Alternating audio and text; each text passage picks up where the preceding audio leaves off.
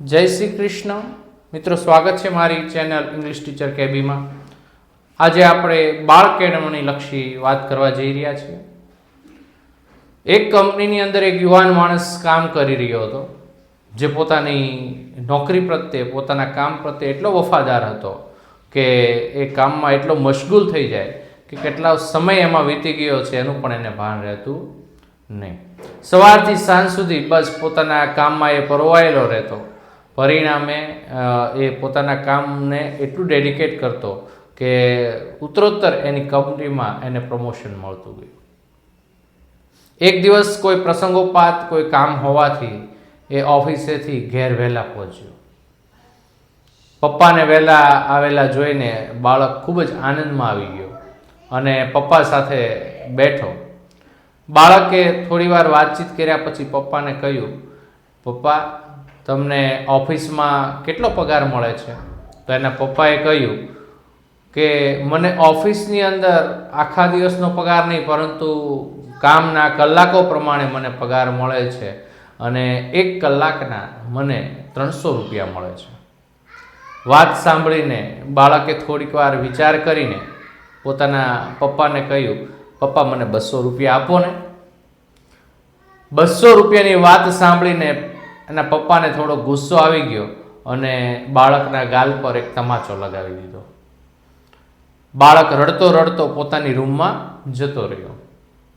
પિતાનું આ વર્તન એને પોતાને જ અજુગતું લાગ્યું અને વિચાર્યું કે મારો બાળક ક્યારેય પણ 1 રૂપિયો પણ માંગતું નથી અને આજે આ 200 રૂપિયા માંગે છે, તો આ 200 રૂપિયા શા માટે માંગતો હશે એ પાછળનું કારણ તો જાણો. એટલે એકાદ કલાક બાદ તે પોતાના બાળકના રૂમમાં ગયા. બાળક પોતાના રૂમમાં પોતાનું જે પિગી બેંક હતું, પોતાની પૈસાની બચતનો ગલ્લો હતો, એ ગલ્લો ખોલીને એમાંથી પૈસા ગણી રહ્યો હતો.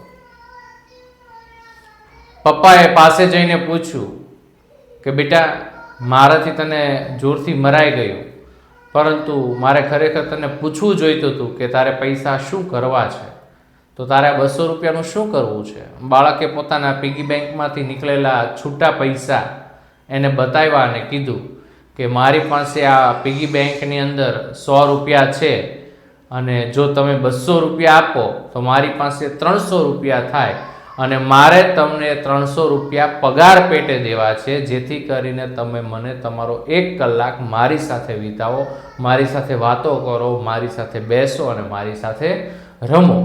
બધાયના પપ્પા કંઈક ને કંઈક બાળકો સાથે રમતા હોય છે અથવા તો વાતો કરતા હોય છે. તમે આખો દિવસ કામમાં પરવાયેલા રહ્યો છો અને તમને મારી સાથે બેસવા કે રમવાનો સમય નથી મળતો, માટે હું તમારી પાસે આ 200 રૂપિયા માગું છું, જેથી કરીને તમે પણ મારી સાથે શેરીઓમાં રમો.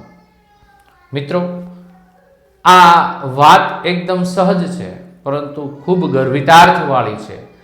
બાળકોની કેળવણીમાં માતાની ભૂમિકા, પિતાની ભૂમિકા ખૂબ મહત્વની હોય છે.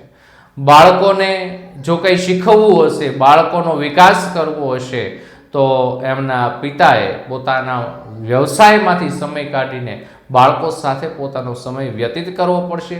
જે પિતા વર્તમાન સમયમાં પોતાના વ્યવસાયમાંથી સમય કાઢીને અથવા તો રોજિંદા જીવનમાંથી થોડોક સમય કાઢીને પોતાના બાળકો સાથે વિતાવશે, તો એ બાળકો છે એ મોટા થઈને એમનો સમય પણ એ વૃદ્ધ મા બાપને આપશે. માટે સમય છે અત્યારે, એ જો બાળપણમાં આપણે બાળકોને આપીશું તો બાળક જ્યારે યુવાન થશે અને પિતા જ્યારે વૃદ્ધ થશે ત્યારે એ બાળકો પણ પોતાનો સમય પોતાના વૃદ્ધ મા બાપને ચોક્કસ આપશે.